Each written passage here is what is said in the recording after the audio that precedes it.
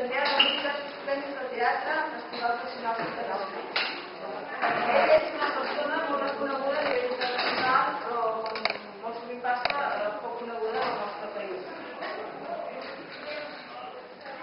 I m'agrada especialment que ell estigui avui amb nosaltres, perquè ell també, com nosaltres, és una persona que abans que nosaltres ha dedicat part de la seva vida a un projecte que ha combinat l'educació i la creació artística.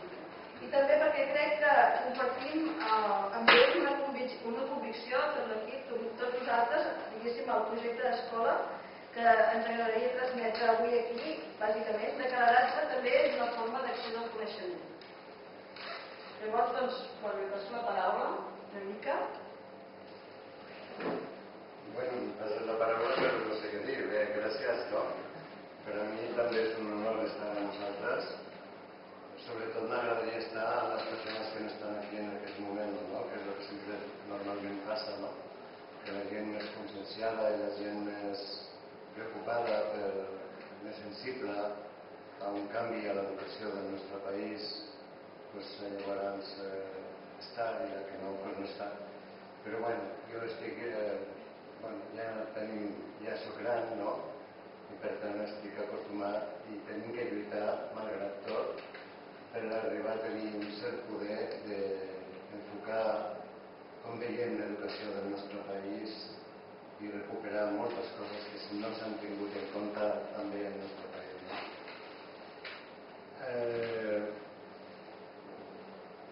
Quan em va trucar la Neus, no? A la qual estic tan agraït, no? Perquè és una gran investigadora i és la coordinadora de pedagògica d'aquest centre. Ens hem vist algunes vegades.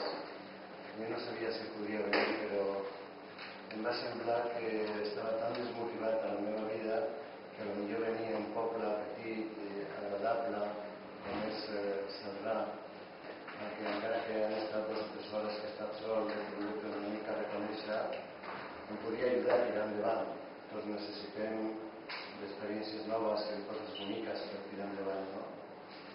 I per tant estic superagraït, i també a la Rosa i a Cristina, que m'ha agafat el telèfon quantes vegades, per posar aquestes fotografies, que són molt poquetes, però són fotografies d'una companyia molt emblemàtica, fetes per molt bons professionals de la fotografia, com són l'Espírit del Terra de Roca, el Rulars, que va ser discípul del Darjo, i també el Santi Carbonet, que va ser un fotògraf emblemàtic a la nostra terra.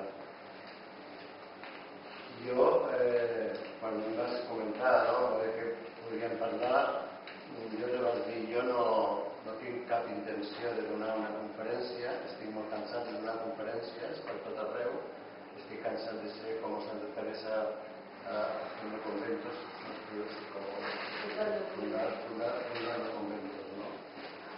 Però sí m'agradaria tenir una conversa en la qual jo també necessito aprendre i saber què pensa la gent i com fem per tirar endavant i què coses i què novetats hi ha i com ens podem organitzar per tirar endavant també l'àrea de l'educació i de l'educació, de la teràpia, perquè en aquest país, si realment volem ser un país, necessitem pensar en moltes coses noves, no? I també, entre d'altres, de recuperar moltes coses que no s'han tingut mai en compte, no? Llavors, perdona, vaig decidir que podríem parlar d'un títol molt genèric, però que és un dels paradigmes més persistents a la història de la humanitat, que és la dualitat, no? La concepció, la percepció dual que tenim uns dels altres com persones oients, dividits, no? Entre l'alma, el psíquic, lo psíquic i lo físic, no? Lo motriu i lo anímic, no? I vaig pensar, bueno, això me lo recordava quan em diguis que me pares, perquè jo te l'he dit que quan diguis que para, i si després hem de dir que vaig a tocar tots junts, marxem, si no me pares, no? Però hi ha coses que per mi són fonamentals, però m'agradaria també respectar una mica, no? Que jo, en paraules que recordava d'aquest psiquiatre i pedagog tan important català, adoptat català, que és l'Emili Mira López, no? Que després, en la Guerra Civil, va marxar fora d'aquest país, a Mèxic, després a Argentina, Brasil. Quan parlava del naixement de la vida, en aquells moments s'atrevia a dir, podrien imaginar, però avui en dia ja no es diu podrien imaginar, sinó que avui en dia podem dir la vida va començar d'aquesta manera. I és que, clar, per molt poca edat que tingueu, ens adonem que així com funciona la nostra vida, per l'experiència, la nostra experiència molt particular, empírica, veiem que les coses es transformen i ens ajuden a confeccionar una percepció del món que abans no teníem, no? I llavors és el que em va fer decidir-me per aquest títol, no? Un passadors, que és tan bonic en dansa, i que no sé si un passadors, perquè jo venint a l'entren aquest matí pensava, en realitat sí és un passadors, però en realitat és un pas a un pas concentrat en el qual tot l'anímic i tot lo corporal, tot lo físic, tot lo motriu està intrínsecament definit, no? No cal dir que l'home, que la dona, quan parlo, si parlo alguna vegada d'home, en referència a l'espècie humana, no una part del gènere humà, sinó parlaria d'home i de dona, però si parlo d'home en aquest sentit, perquè la gent no pensi que soc en aquest sentit masclista, que intento no ser-ho, malgrat que tinc els meus errors com tots els homes que estem a la nostra societat. I llavors, havia pensat en aquest nom, no? On em passa a dos de dos qüestions que des dels primers temps, no? Des de sedentari, l'home que es traslladava a l'home caçador, després l'home sedentari, després les cultures gregues, després i que a poc, per l'efecte de la religió, de les cultures, etc., ens han fet arribar a aquesta situació en la qual les dones estan sotmeses als homes de moltes maneres i amb moltes sofisticacions. Les dones no podien anar a la universitat fins al segle XIX, es tenien que desplaçar d'homes si volien anar a la universitat, però també això té molt que veure amb el patriarcat, en el matriarcat, en el poder, no? En el poder que tenim, que exercim a la nostra comunitat com a persones, no? I per això em vaig dedicar a pensar una mica en aquestes idees d'Emili López, no? De la qual m'agradaria dir si és convenient algunes paraules, no sé. Endavant, sí. Sí, doncs Emili en aquell temps deia que penseu per un moment, no?, que la vida naixia, és com una mena de conte. Avui us contaré dos contes. Aquest és el primer, que serà molt breu. Va començar al fons del mar, no?, on la temperatura, la climatologia, la llum, era sempre molt no canviant, no?, moderada, en la qual la vida, aquests petits hidrats de carbon junts, podien començar a traure, a exercir la seva funció de reunió, aquest petit començament de connexió tan primigènia, no?, que va donar al principi a éssers singularíssims, unicel·lulars com són les amebes o com poden ser les algues, no? I llavors Emili deia, jo sé que estic molt enamorada d'aquest home perquè és un gran professional, no? I ens deia, tu imagina't un moment, no?, al fons del mar, que està tot tranquil, i hi ha un d'aquests protozous, no?, d'aquests animals unicel·lulars que busquen la llum, en el cas de les algues, però en l'altre cas simplement perquè té ganes de menjar, i canvia la temperatura, canvia tot, hi ha un succés, una cosa inesperada, no? I què fa aquest individu, no? Que ja podem anomenar individu, no? Pues, fa una retracció, una inhibició, perquè té por. Fa una fugida, més o menys gran, una inhibició en profunditat. Si aquesta sorpresa és molt forta, a vegades para una de les seves funcions vitals i a vegades, si és molt forta, pot produir la mort, inclús, no? Quan una altra vegada el clímax arriba a ser melòdic per comunicar més paraules del nostre entorn al món de l'art, no? Més melòdic, més agradable, llavors aquest ser a poc desperta, desinverna. L'invernació en realitat és un exemple del que estic dient, que encara continua als mamífers, als ossos polars i a molts animals a l'hivern, no? Però el més gran de tot és que ens passa també als éssers humans. Quan tenim una sorpresa molt gran, ens inhibim, tenim por, paralitzem, no ens deixem veure i per tirar endavant necessitem que el mig ambient, no des del punt de vista estrictament intel·lectual, sinó des del punt de vista estrictament emocional, estigui acondicionat perquè nosaltres puguem tirar endavant, seguir la nostra vida, no? Llavors jo vaig pensar, aquests moviments que es diuen tropismes, tropisme positiu és el que un unicel·lular va en busca d'això que necessita i que l'agrada, i negatiu és la fugida, són dues característiques fonamentals dels nostres éssers humans. Nosaltres, quan estem bé, anem navegant per la vida, atravessant diferents problemes afectuosos, de riquesa, d'estabilitat, d'inestabilitat. Quan tenim masses problemes, tenim una inhibició o una agressió, perquè clar, el ser humà és una mica més complicat que aquests sers humans individuals de los que hem parlat, no?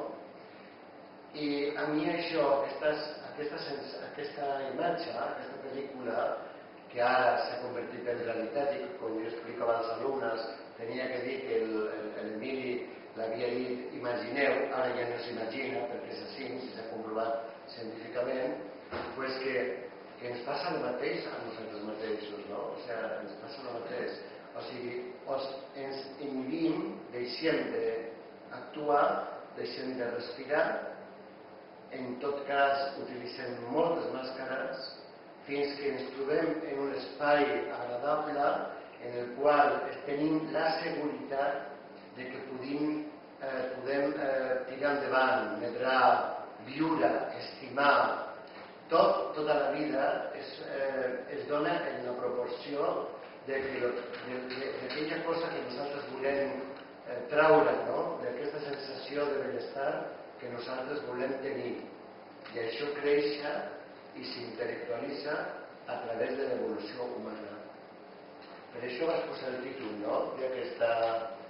Llavors, en aquesta dicotomia del cos i de l'ànima, hi ha gent que està, uns parlen de cos, altres parlen d'ànima, i jo penso, en realitat una qüestió és el mateix, no? Perquè el cos humà seria privat de moltes de les funcions que té i l'ànima humana també seria privat de moltes de les funcions que té. Per qüestions que serien molt llargues d'explicar, però sobretot per la religió, etc., la política, perquè el cos és molt revolucionari, és allò incontrolable, allò que te permet connectar amb els demés que no s'assabenta ningú, no? Jo penso que per aquestes qüestions el cos és realment un conflicte social, no? Jo he llegit ara revistes de l'any 1975, abans de la mort de Franco, i ens parlaven d'aquestes qüestions. Crec recordar El viejo topo, un especial dedicat al cos, podíem debatir. Jo estaria encantat de continuar un seminari de tant en tant amb vosaltres, com vulgueu, Tinc molta feina, però a mi m'encantaria venir a Sotra de tant en tant, sense cap tipus d'interès honorari. Quan jo explicava aquesta fusió, aquesta interacció, perquè en realitat el ser humà és el resultat de los milions de permutacions entre l'herència i l'ambient, els alumnes pensaven que quan jo em referia a l'ambient, jo em referia a una qüestió educativa formal. I jo els deia, no, hi ha alguna cosa més. És l'ambient.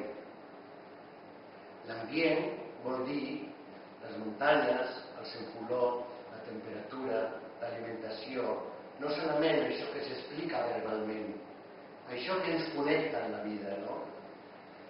Tant és així que quan a les Terres de l'Ebre van lluitar per salvar un riu que es diu Matarranya, als Ports de Becell, jo vaig redactar una ponència que es titulava la importància del relleu, del color de l'ambient en la formació de la personalitat dels nens del Baix Matarranya, que parlen un dialecte català i que per això són terres molt importants, perquè sense el dialecte no hi hauria català. Jo quan vaig al meu poble els dic, escolta, tu que parles català? Jo xapurriau. És molt important, les dic jo, que parli xapurriau. Xapurriau és mal dit, no? Però bueno, és molt important perquè sense parlar xapurriau no hi hauria català. Així que tu eres una persona molt important, perquè estàs fent cultura, les explico aquestes coses. No els dono caramels com les assistents socials de l'altre, però les animo a que continuen pensant que tota la gent que estem visquent i que tenim coses que fer, si les fem bé, són persones molt importants, no? I llavors els meus alumnes, perdona, ja sé que potser m'estic passant una mica, no? Sí, les explicava perquè no entenien molt bé com jo les podia oferir, no? Com pots explicar, Felicià, aquesta interrelació en profunditat de l'ànima i del cos, no? I jo vaig dir, no és un problema de l'ànima i del cos, ni de la concepció que han tingut les cultures sobre l'ànima i el cos. És un problema que no hem descobrit encara, el problema de les emocions. I d'aquí, va néixer tot un seguit d'investigacions importants, com va ser l'enanisme per carència afectiva, de veure com hi havia nanos que per mancança d'estimació dels pares tenien un creixement mínim, inclús de 2 anys mínim en relació. Va ser una de les ponències que van portar a Saragossa per crear l'Associació de Psicopatologia de l'Expressió, que es va crear 2 anys després a Barcelona, el doctor Viols. Van fer un estudi preciós a la presó, com se diu, ara que no me surto, el floquet de neu, a la cel·la dels presos, a l'aula, perquè la gent pogués veure d'alguna manera més plàstica aquesta relació del cos, no solament a l'ambient verbal i racionalitzant, sinó a l'ambient realment natural i no verbalitzant. Jo crec que moltes de les preguntes que Rosa té ocupades aquí han estat una mica de l'estratègia, no? Jo em preguntava ahir, quan les vaig estudiar per la nit, un moment, a veure què volen saber. Jo penso que totes aquestes preguntes els professors d'aquí de l'escola les sabeu totes. Totes. I llavors vaig pensar que potser el que interessava és que jo pogués representar d'alguna manera aquestes preguntes, o que hi havia algunes preguntes que realment potenciaven l'angúnia, com alguna inclús que no ha sortit, com és el problema del gènere, no? Els nens que fan dansa, que estan tildats de mariquites o no sé què, en aquesta societat i els pares tenim que fer un esforç molt gran, aquesta no ha sortit, però jo penso que és un problema que es hauria d'abordar intensivament, perquè és molt, molt, molt important, no? Però jo les parlava d'aquest enanisme, d'aquests 4 exemples en què va participar abans, de la plasticitat del sistema nerviós central, de la interacció entre aquestes dues vessants, de la concepció del procés de percepció, tal com deia Julia Guerra, com un procés plurisensitiu, és a dir, la capacitat que tenim de percebre en els ulls altres emocions que arriben per altres sentits, com són els sons, o són el gust, o són la tactilitat, i que això no és un invent de la OMCE, afortunadament, si no ens cobrarien.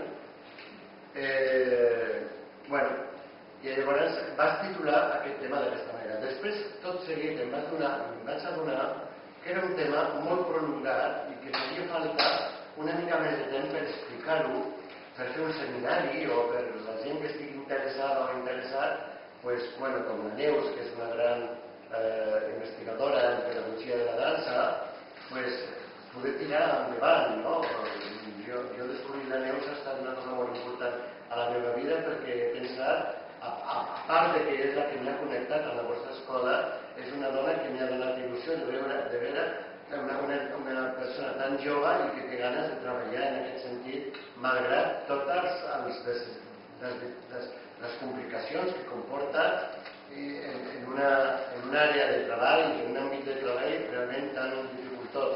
Per cert, i disculpeu-me que faig un parèntesis, us tinc que felicitar als artistes que veu abans treballat. Arena, sorra, arròs amb sorra, ¿vale? Jo no m'he pogut relaxar, perquè jo encara tinc por escènic i lo tindré tota la meva vida, però he disfrutat molt, això sí, O sigui que us agraeixo perquè jo penso que aquestes experiències el problema que tenen és que, perdoneu, s'ha estat un parèntesi, són experiències que es tenen que fer implicar a la gent a poc i que vagin coneixent una mica el que significa, perquè si no hi ha una violència, hi ha com una mena... La gent es pensa que és un espectacle perquè la ve i no té res que veure, és una qüestió sensitiva en profunditat, però quan arribes, com tot arribes, no? A poc, coneixent, etc. I és per això, i ara sí que acabo, que vas pensar en anomenar aquest solament és la justificació del títol, passa dos entre l'ànima i el cos. I després jo li vaig dir, jo no vull fer una conferència, a mi m'agradaria que el claustre de professors em digués algunes preguntes, no perquè jo les pugui contestar, perquè de veritat que són dificilíssimes, sinó perquè les podem contestar entre tots. I perquè jo no he vingut aquí a sentar càtedra, que ja ara estic prejubilat i no m'interessa res la universitat, ni gens ni mica, Potser més endavant, si hi hagués una universitat catalana com té que ser, m'animaria una altra vegada. Però llavors aquestes preguntes potser recullen una mica els interessos, les pretensions, l'angúnia de molts pares, que ja m'imagino que com són pocs seran també molt pocs, però podrien començar, si vols, per les preguntes aquestes, si no avui no separem. Hem fet aquestes preguntes entre tots, podríem fer una mica de l'interès general i també pensant que vosaltres podeu intervenir i demanar el que us sembli. La primera pregunta seria, m'agradaria que ens expliquessis com és que existeix aquest desequilibri entre les activitats físico-artístiques i les intel·lectuals en el nostre sistema educatiu. Crec que és una cosa que nosaltres ens la preguntem constantment i jo penso que ella és una persona que potser ens pot donar una mica de llum. Jo comentaré la meva idea, no? La meva idea, quan jo vaig començar a la Universitat de Barcelona, a l'Escola Normal Mixta de l'Estat de la Generalitat, comptava amb dues especialitats molt interessants. Una era per infants i l'altra per persones amb discapacitat o persones amb persones amb diversitat funcional, perquè ens entendrem i jo estic superobert a tots els conceptes, no? Quan va arribar el franquisme, evidentment això es va esgotar, es van tancar els plans d'estudis, es van depurar els mestres, es van exiliar molts mestres de la nostra terra, molts psicòlegs, molts pedagogs, i van patir molt la humiliació de tenir que anar-hi a Madrid a fer cursillos estúpids quan hi havia grans personatges com Forqué Camarasa, el doctor Coromines, etc.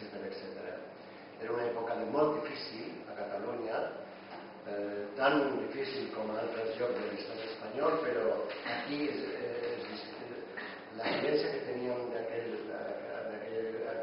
qüestió era més forta, perquè hi havia més gent preocupada, hi havia les associacions de veïns, hi havia molt, es marihuava molt la gent. No passava el mateix a l'estat espanyol, hi havia casos extraordinaris i fantàstics, però aquí es marihuava més la gent, no?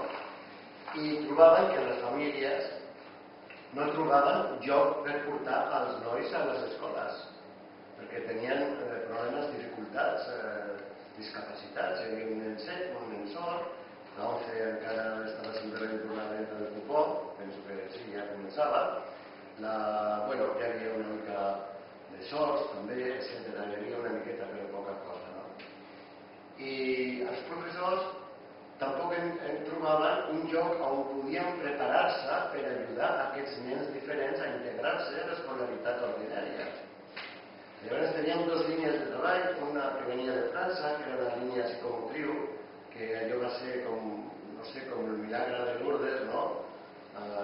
Molta gent, però els més emblemàtics a Catalunya va ser la Cotidier i la Pias, i una línia que venia de la integració italiana, que era el Tonucci, i el Canevaro, etc. Andrea Canevaro, etc. I nosaltres vam decidir, doncs farem una experiència en la qual la universitat no sigui com ha estat fins ara. Volem una universitat oberta en la qual la gent del carrer pugui entrar a la universitat i la gent de la universitat pugui sortir també d'aquest centre, no? No tenien formada encara una filosofia, no sabien què mètode, havien tingut una preparació psicoanalítica, però no era realment homologable entre tots nosaltres, era una cosa que anava canviant i canviant. Per això van arribar al final a ser un grup de gent subjectes de la psicologia dinàmica i sobretot sistèmica. I en un congrés que jo vaig anar a Itàlia em vaig trobar amb un psiquiatre molt important que em va comunicar amb altres, no? I va ser el doctor Rotelli, que era l'alumne de Basaglia, que va ser el que va començar la desinstitucionalització psiquiàtrica a Itàlia, de la qual després es va desprendre tota la integració a Catalunya, perquè nosaltres aquesta inspiració la prenem d'Itàlia i de la política italiana que hi havia en aquell moment, no? I, en aquests congressos que hi ha tants savis i que parlen també i tal, en aquells moments que para tot, no? I que dius, escolta, fem un cafè perquè ja no podem aguantar més, no? Aquest senyor em va dir, mira, m'agradaria contar-te un conte, no? Y es un conte que lo resumiré en 3 frases. Sí, ¿verdad? Sí. No nos da hoy, ¿no? Nos pasamos todas las preguntas, qué pena. És que jo he vingut per estar amb vosaltres, però volia fer una introducció i després parlar, però bueno, ja seré molt ràpid. Bueno, no res. En un psiquiàtric, el psiquiàtric de Sant Giovanni, en Trieste, hi havia un cavall que s'encarregava cada dia de portar la roba a rentar, no? I els malalts, entre cometes, els hostes, com prefereix anomenar la Basaglia o Rotelli, Franco Rotelli, van pensar, això no és una activitat psiquiàtrica, això no fan res, això la gent s'està cansant. Què podríem fer perquè el cavall aquest, que s'encarregava de portar la roba primer per rentar i després per repartir, va morir com qualsevol cavall, no? I els malalts van entrar en una malaltia fortíssima. No es tractaria d'una depressió clínica, perquè molts d'ells ja la tenien, però sí en una depressió de vida, una desil·lusió, no? Llavors el Basaglia va agafar la seva llista de belleses i va trucar una amiga que ballava, una amiga que feia poesia, una amiga que tocava la guitarra, i va dir, a veure si animem una mica això, no? I van començar a fer tallers, aquest inici de tots aquests anys d'educació social, pedagogia social, etc., per parlar més endavant. I quan ja havia passat un temps determinat van dir, i ara per què no fem alguna cosa conjunta, no? ens pleguem tots i que era molt difícil treballar amb aquesta gent de forma col·lectiva. I vam pensar, bueno, doncs fem un taller, tots conjunts. I què vam pensar? En fer un cavall. Em recorda aquest cavall viu que s'havia mort, vam fer un cavall blau, que ens ha visitat a Barcelona en una exposició recentment al Palau de la Virreina i que a mi me va emocionar moltíssim. I bueno, vam fer un cavall de color blau, però tan gran, que el vam voler fer sortir del psiquiàtric, però no passava per la porta. Vam fer correfocs, les infermeres, els pares, els educadors, tots disfressats, com una gran festa, no?, de lo que havíem fet junts, no? Però van arribar a la porta i no podien passar perquè era massa petita. I llavors, com en aquella època que fèiem, vam fer una assemblea. I en aquesta assemblea al final vam pensar, o ens quedem dintre en el cavall tan gran, o tenim que trencar la porta per sortir. I afortunadament vam decidir trencar la porta per sortir. I llavors és aquesta anècdota, però que és de veritat vida autèntica, quan va sortir al poble de Sant Giovanni, la gent ho va poder veure i va dir, mira, és el que han fet aquesta gent, són artistes, no són bojos, són artistes. I això va ser aquesta connexió de l'art i de les persones amb discapacitat que tant a Creixans es va emocionar i de la que nosaltres vam recollir aquesta experiència tan forta que vam portar a terme des del 1975 a l'any 2000, en la qual la universitat no tenia, no la universitat com a institució, sinó professors que no havien treballat mai amb nens i nenes, ens van posar molt entre bancs i pals a les rodes i no vam poder tirar endavant. Doncs aquest és el conte que us volia explicar i això és com va començar aquesta experiència en la qual ens adonem que si hi ha realment una resistència al treball físic a l'escola és perquè no comptem amb el cos de la gent, no comptem amb l'expressió particular de la gent, perquè intentem que s'expressin de la manera que nosaltres volem que s'expressin. Això no és una qüestió simplement dels terapeutes, és una qüestió dels pares. Estàvem parlant també aquest migdia de l'important que seria que el nen quan neix ja comença a ballar. I la gent es queda una mica parada. Diu, com pot un nadó començar a ballar? Per què no? En el seu pare i en la seva mare. El sentit del ritme és innat. Ja ve en nosaltres, però té que estar acompanyat. Té que ser un pas a dos. I aquest pas a dos és el pas de les emocions. Les emocions és allò que ens han tret, que no ens han deixat aprofundir, que no ens han deixat conèixer tant en la qüestió corporal com en la qüestió anímica. Som, no diré que el cos més important no, però no crec que és el debat d'avui en dia, això ja no tenim que superar, sinó que tenim que estar ficats ara en descobrir que el ser humà és un ser humà emocional. Aquesta emoció que comença allà al fons del mar, en aquesta petita unicel·lular que li diu vés-te'n o me'n vaig perquè em fas por. Això és un moviment motriu i és un moviment intel·lectual perquè si no moriria, més intel·lectualitat que defensar-se per sobreviure no existeix, etc. I aquí és on la dansa es té que agarrar d'alguna manera fortament per demostrar que la dansa és, en principi, la manera més perfecta, instrumentalment parlant, perquè un nen o una nena arribi a un desenvolupament intel·lectual més enllà del que normalment l'escola fa. Penseu, perdona, penseu, Rosario, perdona, penseu que el nen quan néixer, fins als 14, 15, 16 anys, el seu sistema nerviós no està complet. I en què gastem aquests 16 anys primers de la vida d'un nen? En memoritzar que si los reyes son católicos. Que ahora después de la serie que están haciendo resulta que la Isabel la Católica era feminista además. Era una cosa increíble, ¿no? O sea, una versión histórica increíble. O sigui, estan recordant, memoritzant, no és que memoritzar no sigui important, però cal memoritzar aquells aspectes importants que necessiten els nens per sobreviure en el moment determinat. No és comparable un nen amb un adult o amb un adolescent.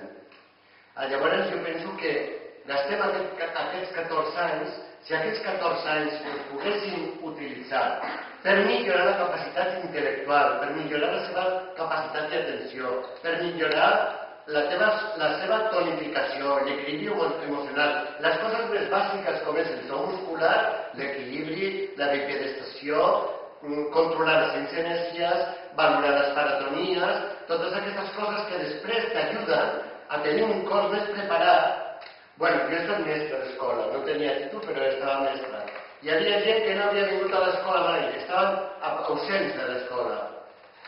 I als 10 o 12 anys anaven a la plaça d'Espanya, allà a Barcelona, i en un examen les donaven tot el títol i havien estudiat un any. I jo deia, i per això hem gastat tants anys? 10 no sé quants anys?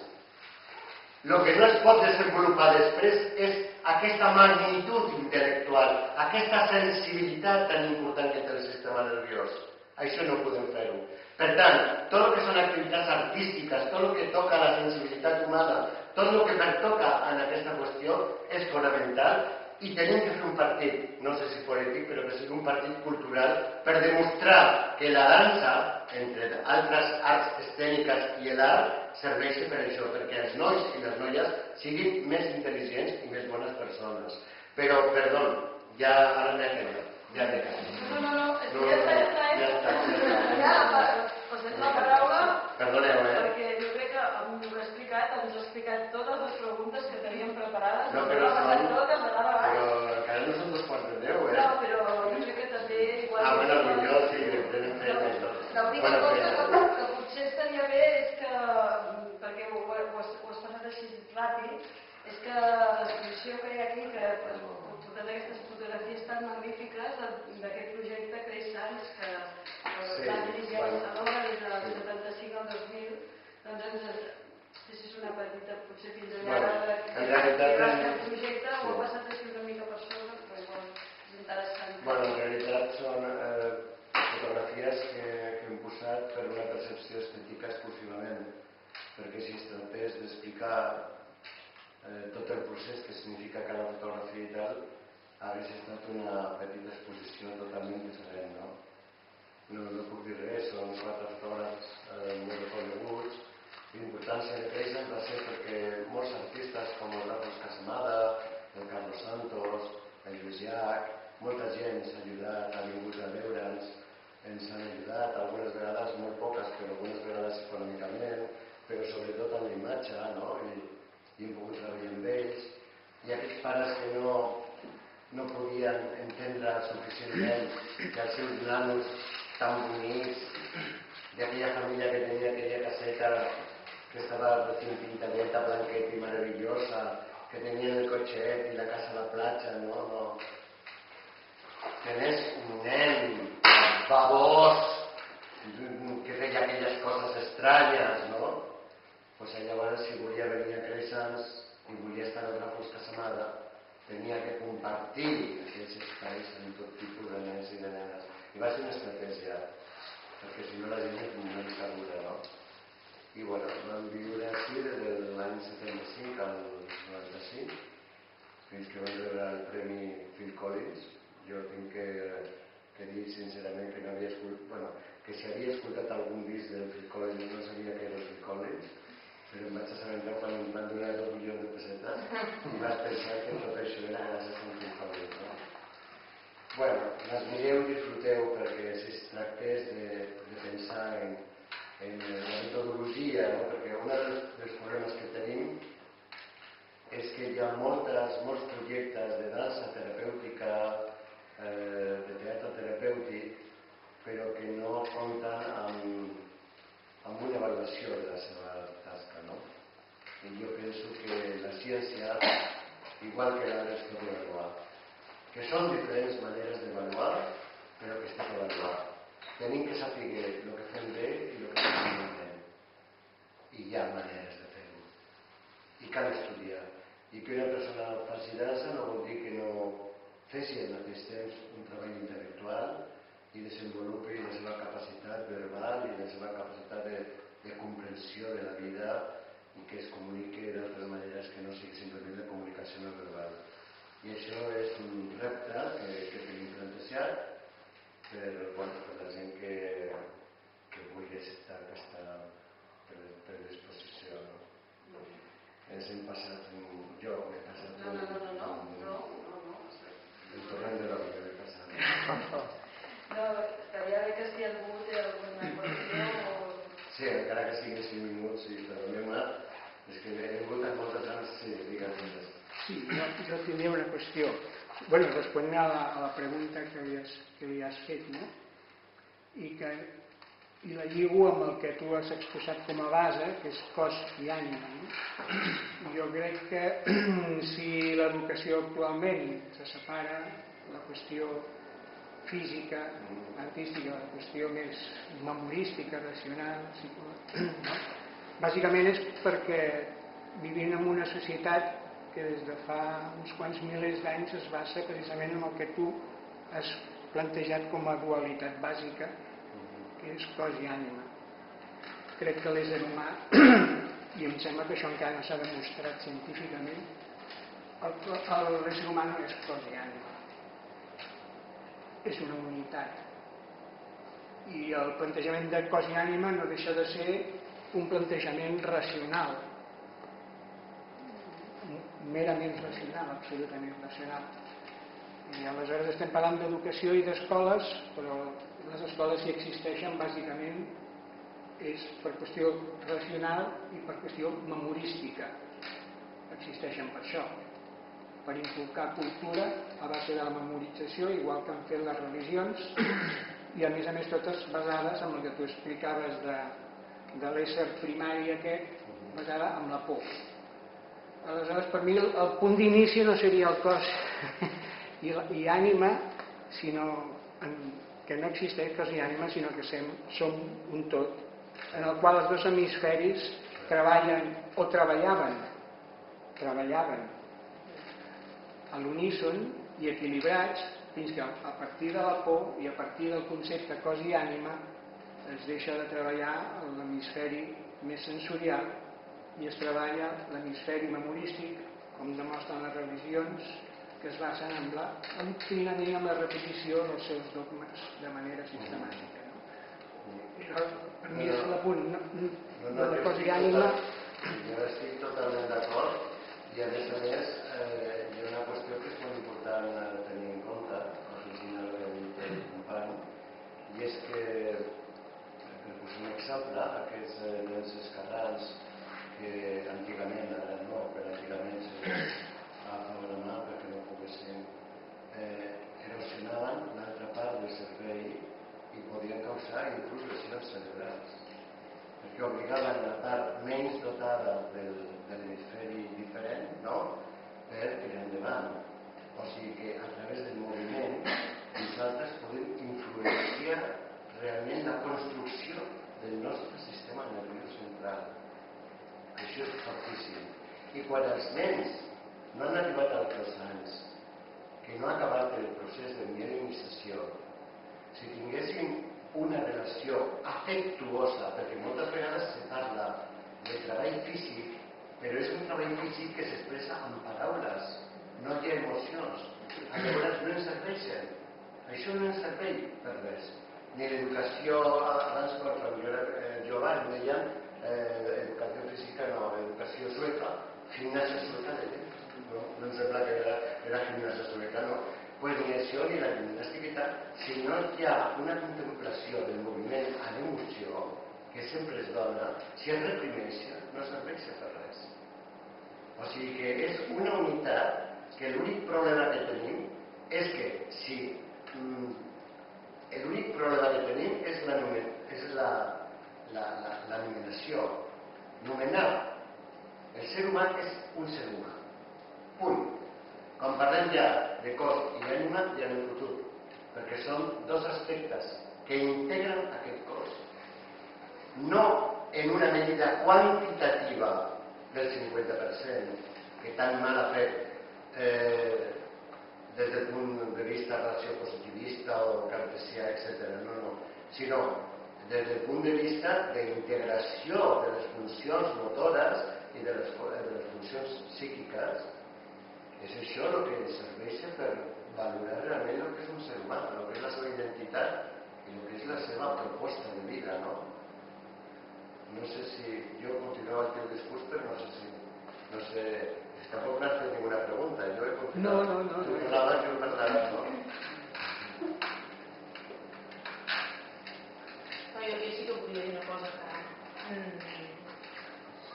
a mi el que em sembla increïble és que jo crec que els nens continuen naixent encara, no? O sigui, el punt aquest ja no seria evolució, no seria involució quasi. Els nens encara ara continuen naixent, no? amb aquestes capacitats i amb aquesta necessitat, no? I amb aquestes virtuts, no? Continuen, quan neixen encara es comuniquen molt més a través del moviment que no pas a través de la paraula, evidentment, no? Com pot ser que ni els pedagogs actuals, ni els mestres, ni els professors siguin capaços de veure-ho i explotar-ho, no? I treballar a partir d'això. Com pot ser, no? Que arribis a P3 i això està, no? Com pot ser que el mestre estàs en l'escola i veus que els alumnes sentats a la taula, a les cames així, i allí tenen que estar. Pues la veritat, perquè tenim una falta de cultura extraordinària. Perquè tenim una falta de cultura i no ens volem arriesgar i és molt difícil treballar amb gent que està en educació, perquè, home, aquí tenim un centre de nens petits i aquí està l'escola de dansa.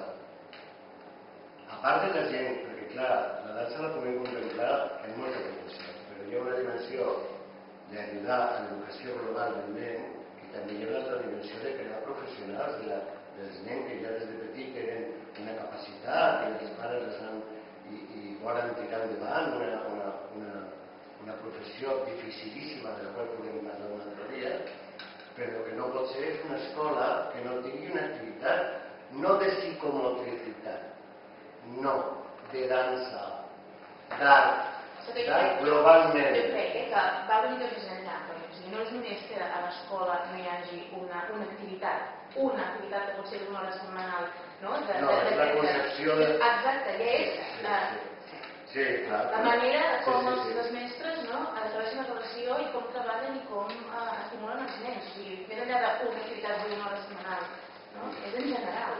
La ignorància que hi ha... Aquí hauríem de parlar una mica de com se fan els currículums de formació dels mestres. De formació dels mestres, com pot ser que gent que forma mestres, que són gent que han d'estimular les capacitats dels nens, com pot ser que hi hagi aquesta ignorància, no?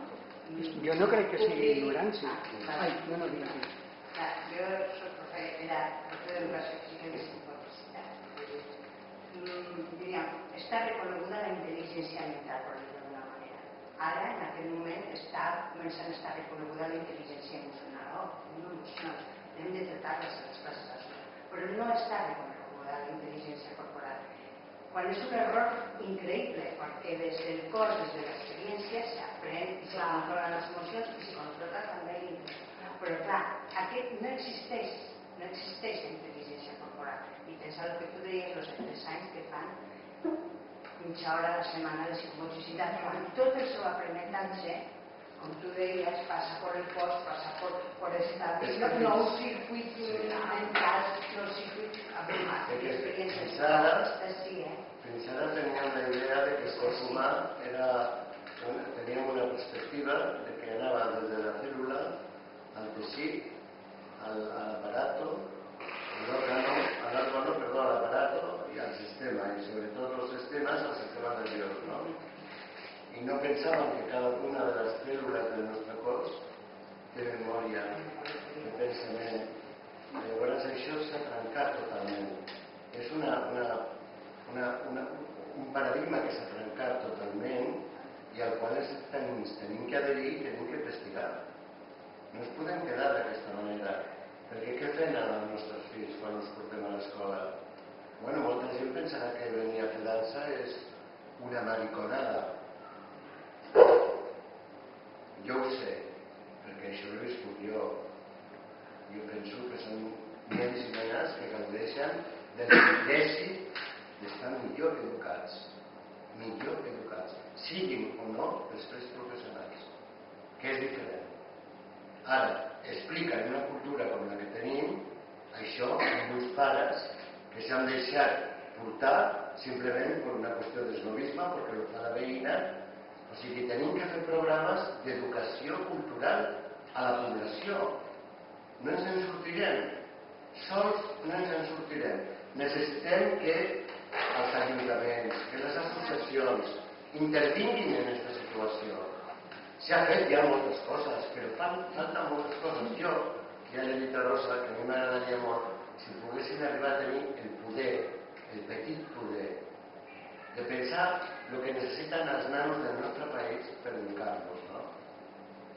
Llavors hi ha molts mestres, inclús els que són més vells, tornaríem a tenir il·lusió per la vida universitària o per la vida escolàstica, no? És més complicat. Però bé, potser ara se diuen moltes coses i